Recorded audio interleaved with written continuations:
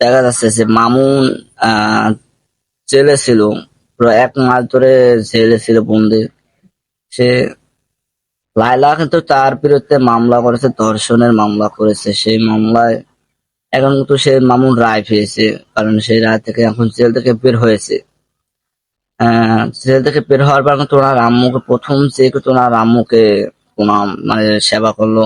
যে তার আম্মু কি করলো, যে তাকে দুধ দিয়ে তাকে স্নান করাইছে। কেনই বা তাকে দুধ দিয়ে স্নান করাইছে?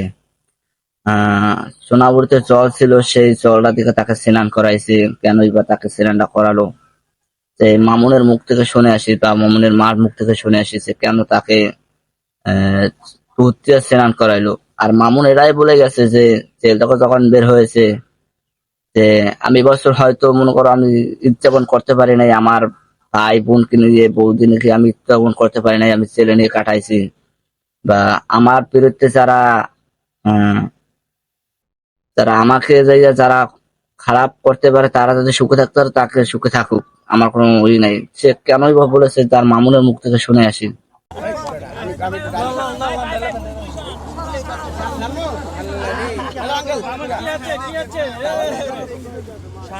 কোন মিলা দুধ দিয়ে গোসল করে দিচ্ছে বাড়ি, যেটাতে জেলখানা থেকে মনে হয় একটা পাপ মোচন হলো জীবনে।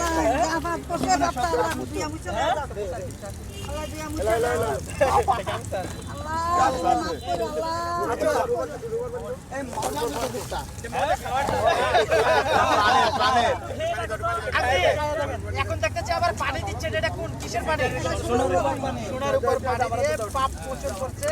যে আপনারা যাকে এতদিন প্রিন্স মামুন যাকে দেখতেন, তাকে কিন্তু আজকে নতুন আর প্রিন্স মামুনের জন্ম হলো মনে হচ্ছে নাকি? এটা আমার লাইফের বেস্ট এভার ফিলিংস, যেটা হচ্ছে যে আমি বলে প্রকাশ করতে পারবো না, এত ভালো লাগতেছে।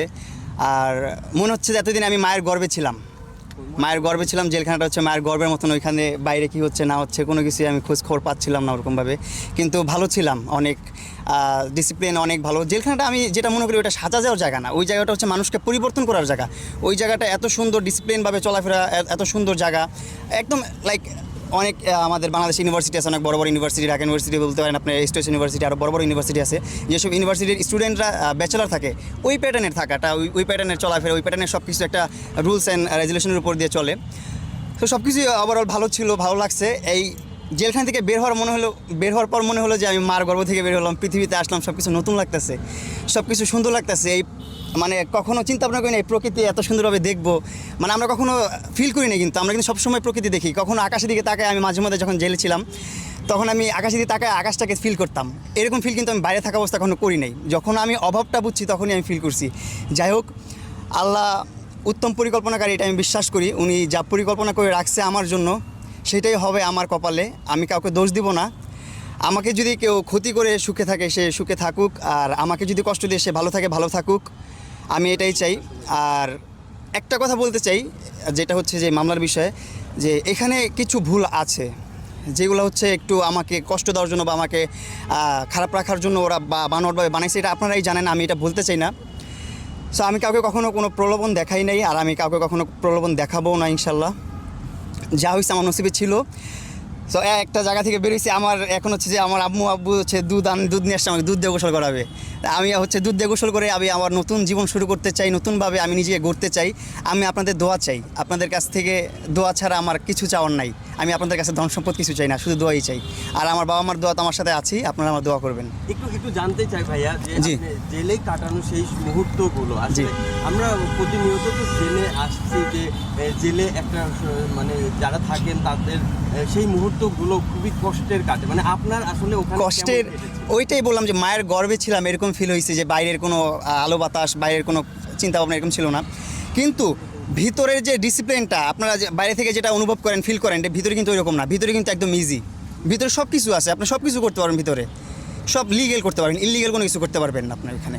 ভালোভাবে চলতে পারবেন, ভালোভাবে থাকতে পারবেন। আপনি ওইখানে জিম আছে, শিক্ষালয় আছে, আপনার বিদ্যালয় আছে, তারপর আপনার আরও রেস্টুরেন্ট, ক্যান্টিন সব কিছু আছে, এভরিথিং ওইখানে আছে, সব কিছু পাবেন, সেলুন আছে, সব কিছু আছে, সব ধরনের সুযোগ সুবিধা ওইখানে আছে, আপনারা পাবেন। একটু জানতে চাই যে খাওয়া দাওয়ার ব্যাপার। ঈদের দিন আলহামদুলিল্লাহ।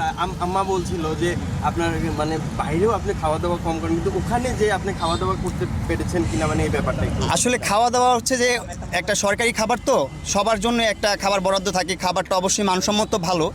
তো আমি একটু খাবার নিয়ে নখরা করি, এইটাই আমার দিক থেকে প্রবলেম, কিন্তু খাবার দিক থেকে কোনো প্রবলেম না। খাবার খুবই ভালো ছিল অ্যান্ড আলহামদুলিল্লাহ ভালো আছি, আমি ভালো ছিলাম। আর এইবারের ঈদটা আমার জীবনের স্পেশাল ঈদ ছিল, কারণ এখন আমার বয়স 20 হলো, 20 আমি 2004। তো যাই হোক, এই প্রথম ঈদ যেটা আমি জেলখানায় কাটালাম, আর এত স্পেশাল ছিল যেটা আমি বলে প্রকাশ করতে পারবো না। জেলা সাহেব, তারপর সুপার সাহেব যারা ছিলেন অফিসাররা, তারা খুবই আন্তরিক মানুষ, অ্যান্ড যারা ওইখানে আইনগত মানুষ সবাই খুবই আন্তরিক মানুষ, খুবই সাপোর্ট করছে আমাকে, খুবই উৎসাহিত করছে আমাকে।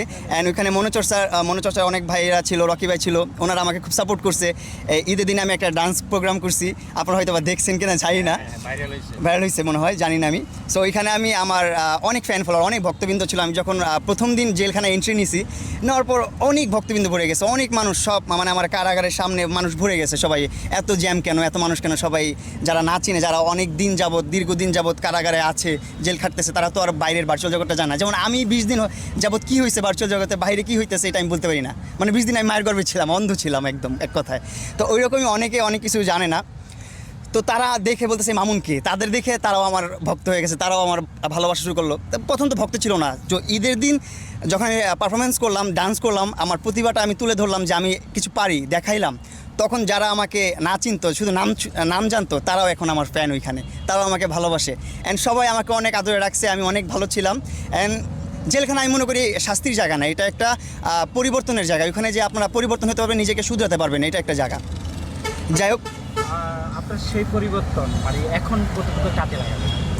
ইনশাল্লাহ আমি চেষ্টা করব। আমি ছোট মানুষ, আমি আমার বয়স 13 থেকে আমার সংসারটা চালাই আমি।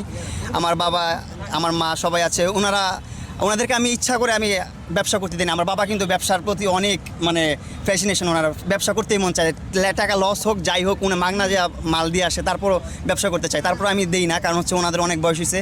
তা আমি চিন্তা করছি আমার ফ্যামিলি আমি চালাবো। আমি বয়স 13 থেকে আমি আমার সংসারটা চালাই, আজকে 7 বছর আমি সংসারটা আমি রান করতেছি। আমার বাবা মা, ভাই বোন, ভাবি, বাস্তি এরা আছে, এদেরকে নিয়ে আমি চলতেছি। আমি চাই আমার জীবনটা নিয়ে আমি এভাবেই চলতেই, এইভাবেই লাইফটা পার করে দিতে চাই, আমার বাবা মার মুখে হাসি রেখে। আর কারো ঘৃণার পাত্র হতে চাই না, আমি সবার ভালো পাত্র হতে চাই, সবার দোয়া চাই, আমি আর কিছু চাই না। যেই মামলায় আপনি জামিনে বের হয়েছেন, জি, বা কারোর উদ্দেশ্যে আপনি কোনো কিছু বলতে চান? না, আমি কারোর উদ্দেশ্যে কিছু বলতে চাই না, আমি কাউকে বদনামও করতে চাই না, কারো দোষও দিতে চাই না। এটা আমার নসিবে ছিল, আল্লাহ তাআলা আমার কপালে রাখছে। আপনারা শুনলে অবাক হবেন, ওইখানে তো অনেকের কাজ কাম নাই, কিছু করতে পারে না কেউ। আমি তো ওইখানে আজেরাই ছিলাম, 5 ওয়াক্ত নামাজের মনে করেন নামাজি ছিলাম। ঠিক আছে, এইটা আমি চেষ্টা করবো চালায় যাওয়ার জন্য। যখন আমি আল্লাহর উপর ভরসা রাখি, আর কিছু না, উনি যা করবে ভালো করবে আমার জন্য, এইটাই আমার আশা। জি কোরবানির ঈদ, জি, মা বাবাকে ছাড়া জীবনের প্রথম ঈদ করলেন জেলখানায়। মা বাবাকে নিয়ে তো জন্মের পর সব ঈদগুলোই করছি, এইটাই বললাম। মা বাবাকে নিয়ে জন্মের পর সবগুলো ঈদ করছি, কিন্তু এইটা একটু ডিফারেন্ট ছিল। এটা একটু জেলখানার যে বন্দি মানুষগুলো আছে তাদেরকে নিয়ে করছি। যারা এমন মানুষ আছে যারা হচ্ছে আমাকে 17 সালে ফলো করতো, তারপর থেকে জেলখানায়, তারপর থেকে আমাকে দেখে নাই, প্রথমবার জেলখানায় দেখলো এতদিন পর। তাদেরকে নিয়ে উৎসব করছি, ঈদ করছি, ভালো লাগছে, খারাপ লাগে নাই অতটা। উৎসবের মধ্যে বাবা মার কথা, বাবা মাকে তো অবশ্যই মিস করছি, তাদের জন্য চোখের অশ্রু মনের অজান্তেই চলে আসছে চোখ দিয়ে। এগুলো আর বলে প্রকাশ করার তো কিছু নাই। মা বাবার জন্য সবসময় একটা সফট কর্নার মনের অন্তরস্থলে থাকে, মা বাবাকে ভালোবাসি। আচ্ছা, আমরা শেষ করবো।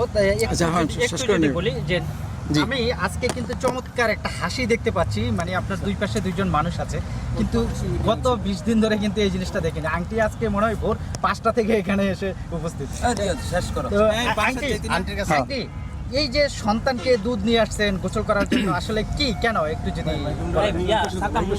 সময় তো জেল হাজতে ছিল না, এখন মনে করেন আসছে, আমার মনে টানছে যে আমি একটু আরে এখান থেকে শেষ করে দেবো। কোনো সময় তো মনে করে এই সমস্ত জেল হাজত আসে নাই, কারণ আমার মনে টানছে যে আমি এখান থেকেই অনেক গোসল করে বাসায় নিব। এই কারণে আমি গাড়িটা দাঁড়া করাইছি, আর তোমাকে দাঁড়া করাইছি, আমি এই জায়গাতে গোসল করাই নিয়ে যাবো।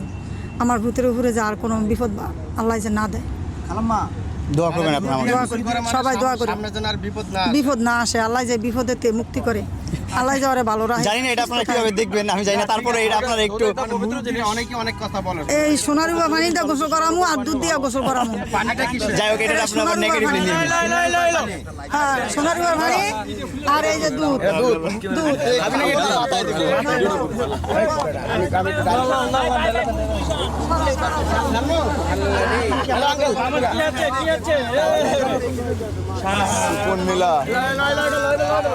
দিয়ে গোসল করে দিচ্ছে বাড়ি, যেটাতে জেলখানা থেকে মনে হয় একটা পাপ মুক্তি করছে, একটা পাপ মোচন হলো জীবনে। আল্লাহ যা পাপ করছে বাপটা আল্লাহ দিয়া মুছে দাও।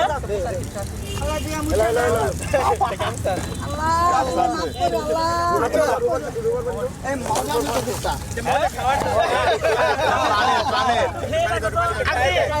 এখন দেখতেছি আবার পানি দিচ্ছে, এটা কোন কিসের পানি? সোনার উপর পানি দিয়ে পাপ মোচন করছে।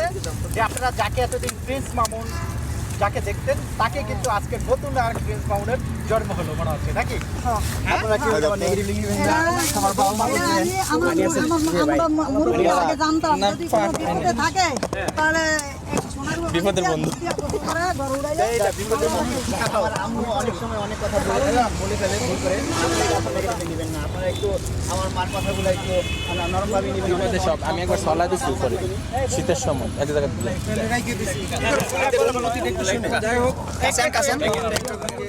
পলিথিনটা দরকার।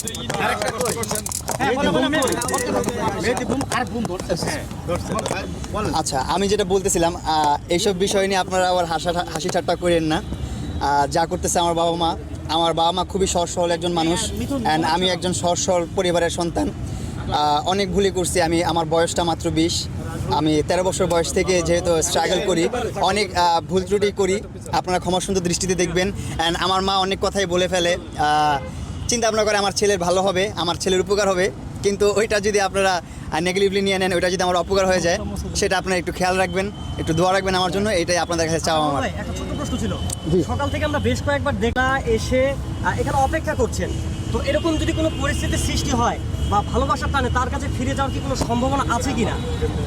এই প্রসঙ্গ নিয়ে এখন আমি আর কথা বলতে চাচ্ছি না ভাইয়া। না, দেখলাম অনেকক্ষণ যাবত তিনি অপেক্ষা করছেন আপনার জন্য। চলো চলো, ধন্যবাদ। সবাই আমার জন্য দোয়া রাখবেন।